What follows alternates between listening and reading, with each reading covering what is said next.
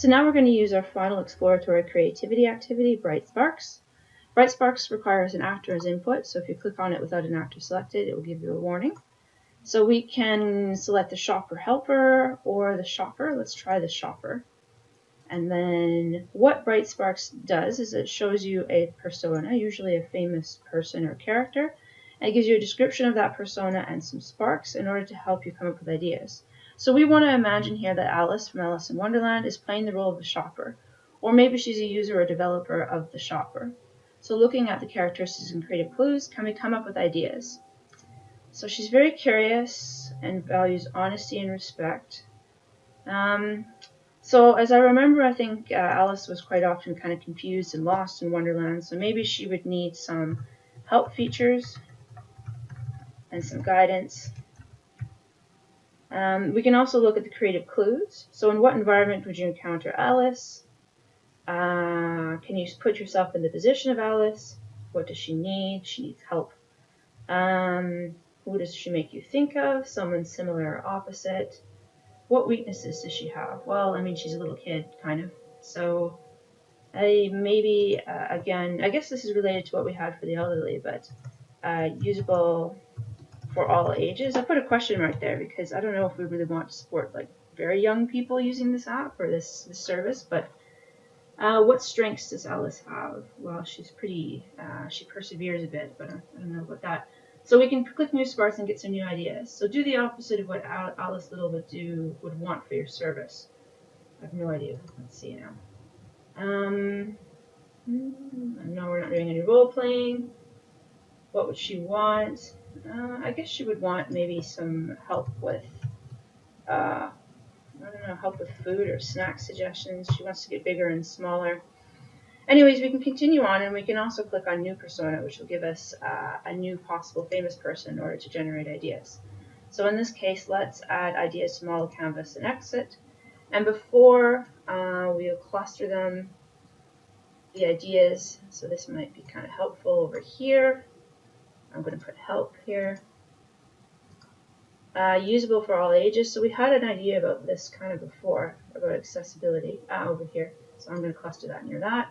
Help features and guidance. This is going to, I don't know if it'll make it fun to use, but I think this is actually going to make it easy to use. And I think that's a bit of a separate goal. So I'm actually going to add a new soft goal here and say easy to use. And help and guidance features are going to help make things easy to use.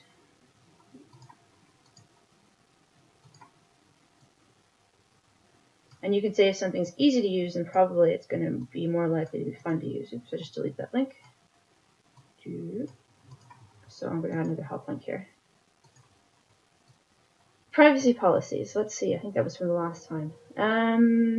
Easy to use, fun to use. So that might be related over here to attract users. And finally, this should support some sort of online shopping. And I think that's going to be a feature over here, but I'm not exactly sure yet how, so I'm going to put it near.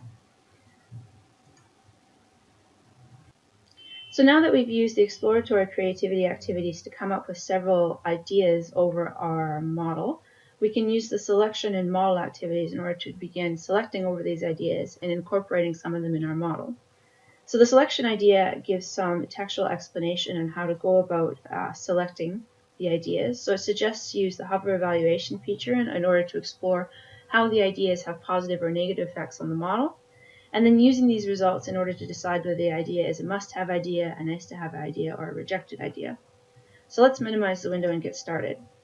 So if we turn on hover evaluation, when we hover over some ideas, it'll show us the effect that these ideas have on the model.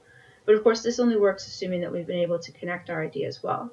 So for example, if we have choose a variety of ways to play or bonus per pay features, these are all ways to satisfy charged users, which has an indirect positive effect on profit and on get help shopping.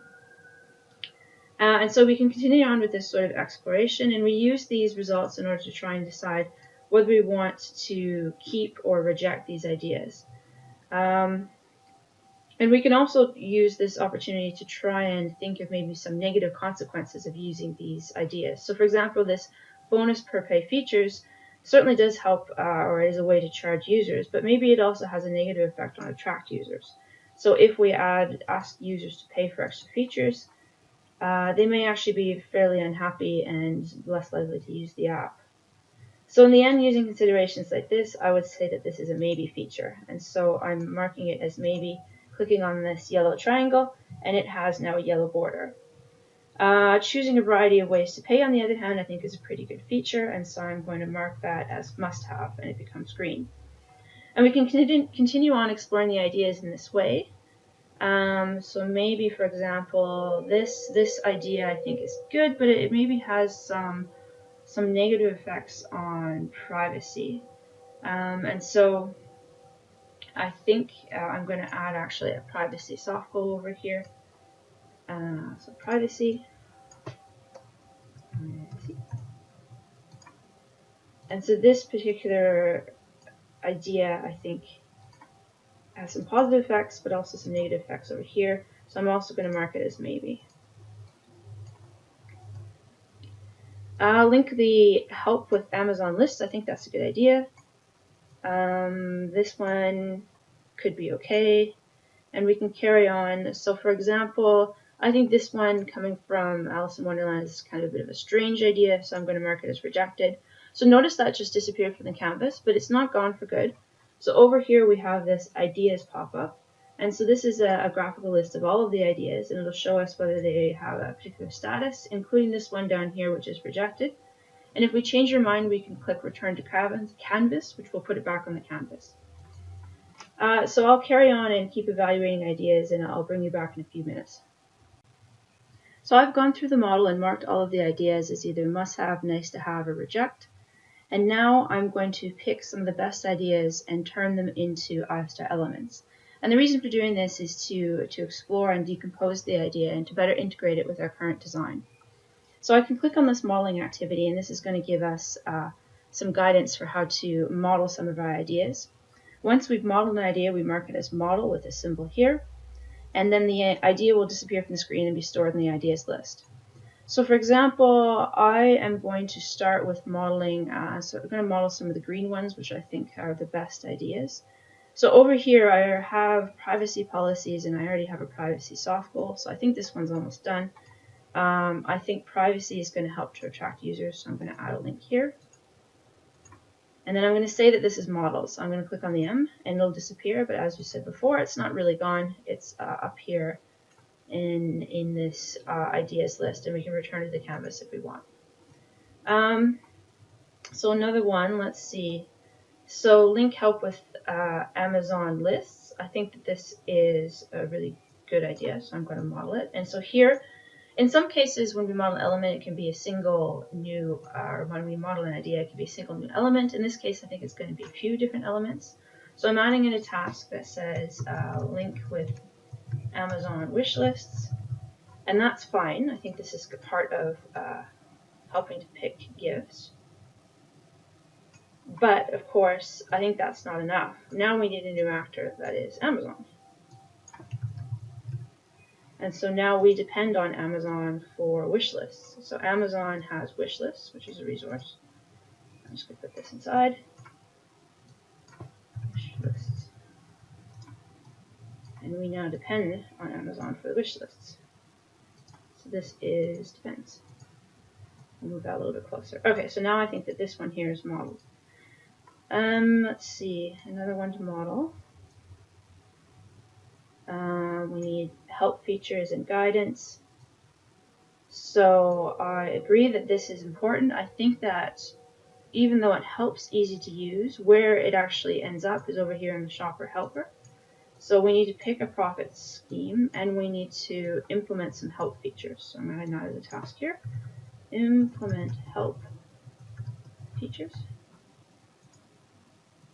And if we implement help features, this is going to have a positive effect on easy to use over here in the other actor.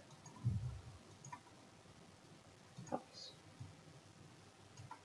And this is part of creating a shopper helper. So now this is also modeled, and the link that was here also disappears with it. Okay, and so we can continue on and add more of our ideas to the model, and of course the model gets bigger and more detailed. If at any point during this process you get lost and aren't sure what should be done next, we have a creativity help menu. So here we have a list of suggested activities in more or less the suggested order. Of course, you're welcome to jump around and do the activities in a variety of different orders as works for you, but here's one way to go through them. And these little green check marks show what you've already done in this particular browser section. So here we jump ahead in time and show the final model after incorporating our best ideas into the model. So the final result is a goal model expanded with our ideas and requirements, and we now have a much better idea of how to design our solution, and we're more confident that our solution is creative and innovative. So for more information about Creative Leaf, you can go to the About menu.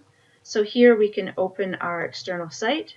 Here we have some quick instructions for how to use the tool, and there's also a contact form in case you're interested in sending us some feedback or asking us a question. So thank you very much for your attention, and we hope you enjoy Creative Leaf.